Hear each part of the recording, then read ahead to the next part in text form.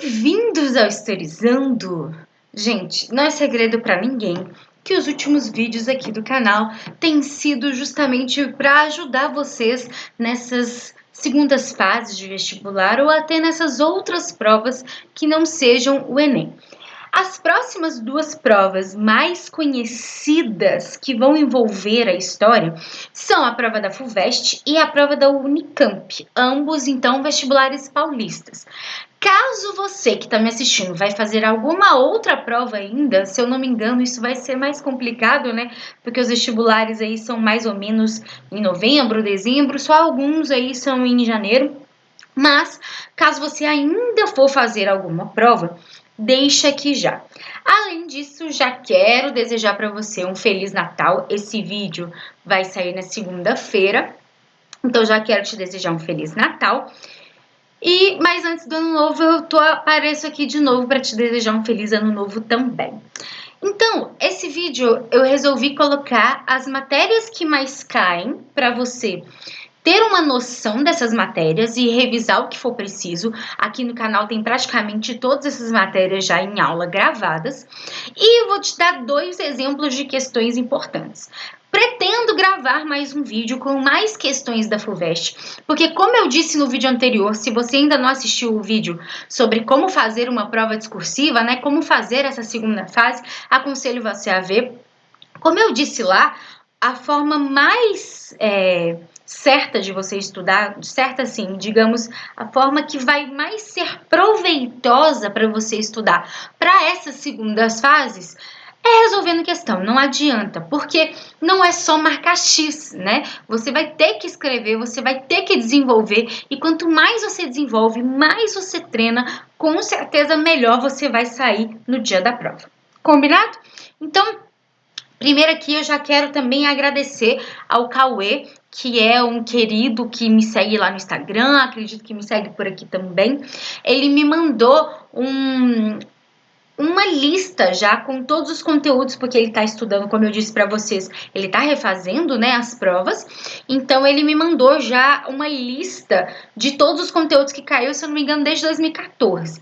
Aí o que eu fiz? Eu peguei essa lista, peguei os temas que se repetiam mais e fui colocando numa ordem aqui para vocês. Claro, gente, que algumas vezes caiu uma vez só e tudo mais. A repetição na FUVEST ela não é tão comum como, por exemplo, no Enem. Mas é bom você ter uma noção de o que a FUVEST gosta mais, ok? Vamos lá. A FUVEST, diferentemente também da prova do Enem, a FUVEST gosta bastante de história geral. Não que o Enem não goste, a gente já discutiu isso aqui várias vezes no canal, mas a FUVEST tem uma preferência pela história geral e não só isso, mas cobra com mais profundidade, o que é raro nas provas. Por quê? Eu também já falei aqui várias vezes, quem me acompanha já me ouviu falando provavelmente, que como a gente estuda a história do Brasil mais profundamente, isso é óbvio, né? A gente mora no Brasil, a gente estuda a nossa história com mais detalhes, é mais comum questões de história do Brasil ter mais detalhes do que questões de história geral. Porém, a FUVEST gosta de história geral também, então ela cobra também alguns detalhes de história geral.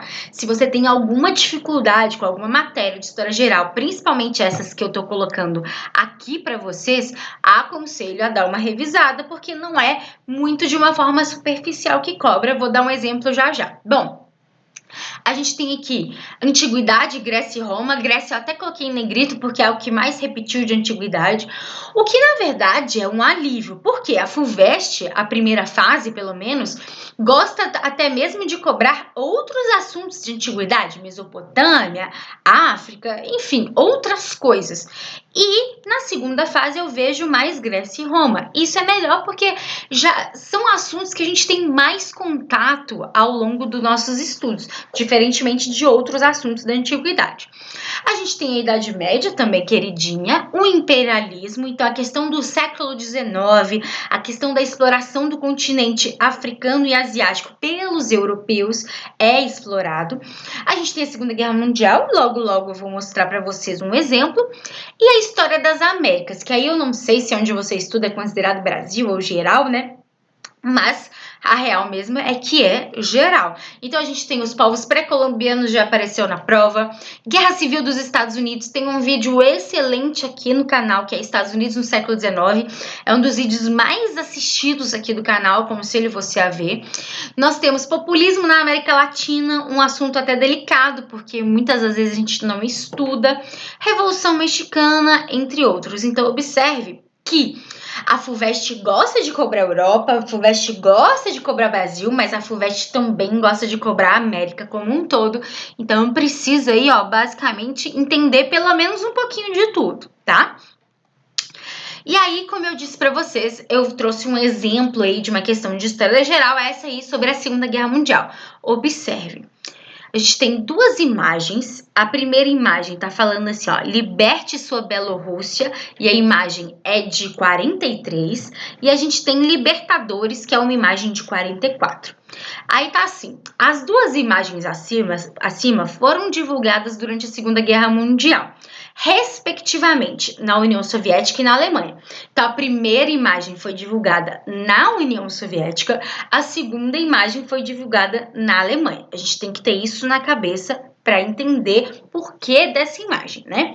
Dessas imagens, no caso. Agora vamos lá. Letra A. E observe que às vezes não, a maioria das vezes essas questões têm mais de uma letra. Letra A, letra B. Então tem que desenvolver mais respostas. Letra A. Indique semelhanças e diferenças de maior relevância entre elas no tocante à relação forma-conteúdo. Vamos lá. Primeiro, como eu já discuti aqui em vários vídeos do canal, indique. Você não precisa explicar com detalhes a questão de indique. Indicar é apontar, mostrar. No vídeo também que eu fiz sobre como fazer uma prova discursiva, eu coloquei os principais verbos utilizados pelas provas. Aconselho mais uma vez a dar uma olhada. Então, indique semelhanças e diferenças no tocante à relação forma-conteúdo. Então, é bastante coisa. Por mais que seja indicar, você tem que ficar atento. Então, vamos lá. Primeiro, semelhanças, depois diferenças. E aí a gente tem que pensar, forma, conteúdo. Quais são as semelhanças? Com relação à forma, ambas são anúncios, ambas são cartazes, são folhetos aí, anunciando alguma coisa, mostrando alguma coisa para a população. Já é uma semelhança. Agora, com relação ao conteúdo, ambas estão apelando para alguma coisa, ambas estão avisando alguma coisa. Então, com relação ao conteúdo, a gente também pode usar, por exemplo, ambas estão aí colocando essa questão do perigo, né? Porque aí a gente tem aí embaixo da primeira imagem a população meio que de olho o que está acontecendo, e aí na segunda imagem a gente tem a galera sendo esmagada, a cidade sendo esmagada. Então a gente pode aí falar dessas semelhanças. Diferenças, a gente tem a primeira imagem, uma imagem com uma característica mais realista, porque todas as formas da imagem são conhecidas, são seres humanos, a gente conhece, a gente sabe que existe. A segunda imagem não, né? Então, a segunda imagem já trabalha com fantasioso, com mais simbologias do que a primeira imagem. E ambas as imagens... Aí a gente tá falando de diferença, né? Perdão. A primeira imagem é mais nacionalista, de convocar aí, né? Então, soldado liberte a Bielorrússia. Então, é uma convocação. E a segunda é mais uma questão de alerta, tá? Então, essas são as diferenças. Então, ambas aí a gente consegue explorar bastante. Observe que a letra A é suave, tranquila. Só com as duas imagens você resolve. Você pode nem saber do que é que se trata, mas com as imagens você consegue. Quando for assim, já se garanta na letra A. Pelo menos para você não levar zero. Digamos que você não faz ideia do que é essas imagens, você não faz ideia do que a questão está falando. Se garanta na questão em que você possa utilizar aí a prova em si para fazer a questão. Porque aí pelo menos metade da questão é sua, beleza? Por mais que você não entenda o que está falando. Agora vamos à letra B, que aí é mais específica. Qual a situação político-militar vivida por esses países no momento em que os cartazes foram produzidos? Gente, observem que em nenhum momento a questão está pedindo para você explicar exatamente por que desse cartaz. Está te pedindo a situação político-militar vivida por esse país no momento que os cartazes foram produzidos. Que países? Primeiro aí a União Soviética, que é onde foi divulgada essa imagem, e o segundo a Alemanha. O que vocês vão ter que pensar? Pega a data, 43, 44. Ai, Tati, tem que saber data de cor? Já falei isso diversas vezes aqui. Não, você não tem que saber data de cor.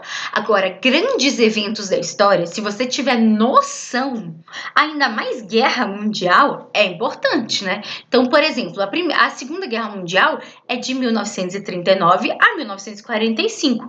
Se até 1945, e ele já fala aqui para você que a imagem é sobre a Segunda Guerra Mundial, a gente tem uma imagem de 43 e 44. O que é isso? Caminhando para o fim da guerra. E a gente sabe, ou pelo menos deveria saber, né, que o final da Guerra Mundial é justamente quando a União Soviética consegue, então, derrotar Hitler lá na Rússia, né, na União Soviética, em território russo, e vai avançando aí pelo território do leste europeu até chegar de fato à Alemanha e aí colocar de fim de vez aí pelo menos a guerra na Europa. Lembrando que a Segunda Guerra Mundial tem dois momentos importantes, que é a guerra na Europa e a guerra no Pacífico, né? Até aqui no canal os vídeos são divididos dessa forma.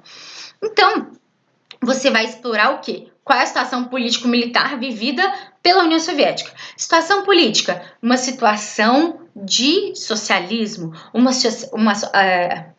situação de stalinismo, de governo totalitário, que é uma questão política. Se quiser colocar a economia junto, coloca a economia planificada.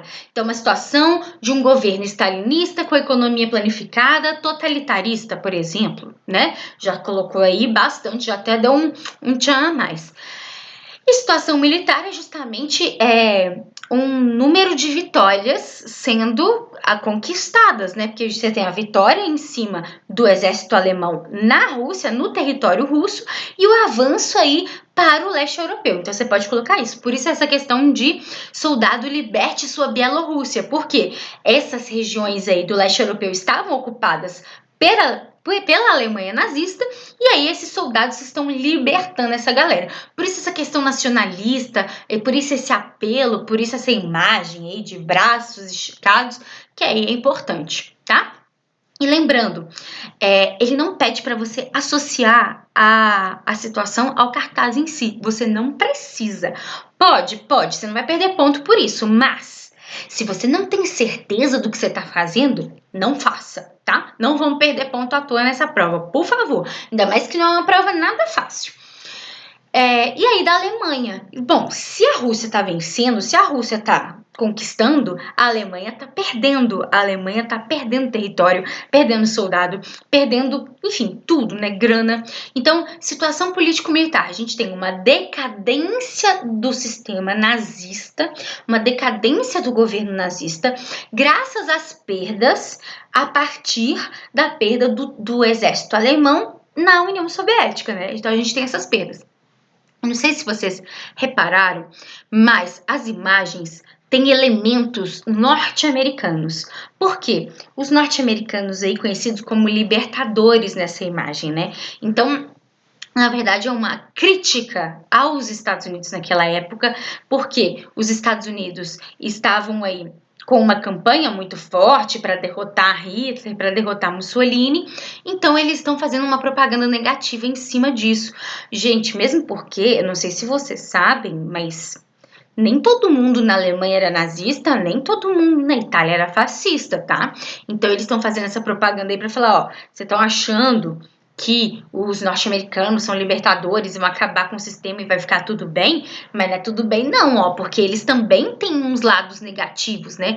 Observem aqui esse chapéu, máscara, enfim, é da Ku Klux Klan, né? A gente tem o dinheiro, a ganância, enfim, vários elementos aí sendo utilizados para criticar os Estados Unidos. Mas, de novo, não precisa falar disso, a gente tem que falar da situação político-militar na Alemanha, e é o que eu acabei de dizer aqui para vocês. Combinado? Agora vamos para a história do Brasil. Alguns assuntos que a história do Brasil já cobrou na prova da FUVEST. Dentro de Brasil Colônia, a gente tem União Ibérica, a gente tem mineração, período pombalino. Então, se você... período pombalino aparece até com uma certa profundidade, digamos assim, aqui no canal. Tem um vídeo de período pombalino que é um chuchuzinho, porque você vai lembrar das principais questões em 5 minutinhos, se eu não me engano, menos de 10 minutos, rapidinho. Brasil Império, a gente tem independência, confederação do Equador, imigração, abolição. Então, assim, tá mais espalhado, mas aí a gente tá concentrando mais em primeiro reinado e segundo reinado, né? Em um aí é especificamente de regência. E a gente tem Brasil República, como República da Espada, Canudos, Era Vargas e ditadura militar. Eu aconselho você que tem dificuldade com revoltas, estudarem as revoltas. Aqui no canal a gente tem uma playlist de revoltas, claro que não tem todas, mas tem também um vídeo só sobre revoltas da Primeira República. Então nós temos revolta da vacina, Canudos, cangaço, um monte de coisa aqui que eu aconselho vocês estudarem. Por quê? Porque revolta a gente não sabe profundamente, mas quando a gente vai escrever sobre a revolta, a gente precisa de pelo menos alguns detalhes para conseguir, né, escrever e desenvolver a resposta. Então, eu aconselho a dar uma olhada, dica de amiga. E ditadura militar, tá? Era Vargas, ditadura. Eu aposto esse ano em uma questão de ditadura, porque como eu disse já em outros vídeos, como o Enem não cobrou, eu acho que essas provas que têm uma maior preocupação, né, com essas questões sociais, como a FUVEST tem, a Unicamp nem se fala, eu aconselho a dar uma olhada em ditadura, porque como o Enem não cobrou, eu acho que eles vão cobrar sim. E aí, um exemplo também de questão de história do Brasil, para vocês verem que não necessariamente vai ser muito difícil ou muito profunda, né? Pelo menos eu acredito que essa questão foi suave. Olha lá. Nós temos duas imagens e elas se parecem muito, mas não são a mesma coisa. Então, ó, observe com atenção as duas imagens que remetem à propaganda política durante a Era Vargas e responda ao que se pede. Suave. Então, ó, você tem um dever a cumprir, o Brasil precisa de você. Observe que tanto o texto quanto a pessoa, quanto o ser que está aí, né, desenhado, são muito próximos, são praticamente a mesma coisa. Porém, nós temos uma diferença crucial nessas duas imagens. Olha atrás, olha o plano de fundo. A gente, quando vai analisar a imagem, a gente analisa o primeiro plano, segundo plano, se tiver outros planos, outros planos. Primeiro plano é o cara e o texto. Segundo plano, uma bandeira. Agora, a bandeira da primeira imagem é totalmente diferente da bandeira da segunda imagem. Gente, se vocês não ficarem atentos a isso, atentas a isso, vocês vão errar. Olha lá, a bandeira da primeira imagem é a bandeira de São Paulo, tá? Do estado paulista. A segunda é um sigma desenhado. E esse sigma é a bandeira de quem? Dos integralistas. Então, ambos são da Era Vargas e a gente tem que conhecer os dois grupos. O primeiro grupo, então, se é uma bandeira paulista, se é um cartaz convocando, Revolução Constitucionalista.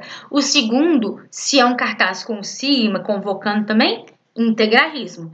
E aí não tem jeito. Se você não sabe o que é, em nenhum momento, se eu não me engano aqui, não. Eles não falam nem de integralismo, nem de Revolução Constitucionalista.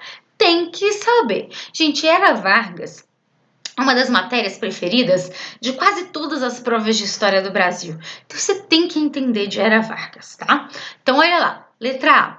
Aponte um elemento formal de mobilização comum aos dois cartazes. Mais uma vez, lembrem-se que se você está precisando só do cartaz e de mais nada, se apoie nessa alternativa para você garantir pelo menos que você não vai tirar zero, tá? Então, aponte o elemento formal. A gente tem uma convocação aí. O uso do você, o uso de uma convocação, o uso de uma imposição em cima de quem está olhando o cartaz. É isso que vocês vão responder no caso, que é esse elemento formal aí, tá? B. Identifique os dois movimentos políticos representados na propaganda a que se refere as duas imagens. Gente, identificar os dois movimentos. Você não precisa nem explicar que movimentos são esses, como eles funcionam, o que eles estavam fazendo, o que eles estavam pretendendo. Identifique os dois movimentos. A primeira imagem, o movimento é a Revolução Constitucionalista de 1932. Se não lembra a data, tudo bem, com a Revolução Constitucionalista. A segunda imagem é sobre o movimento integralista. Pronto, respondeu total na letra B. E letra C. Mencione um traço convergente e outro divergente entre as plataformas desses projetos políticos. Um traço convergente, convocação da população, querer o apoio da população, aproximar-se da população com as suas ideias. É um traço convergente.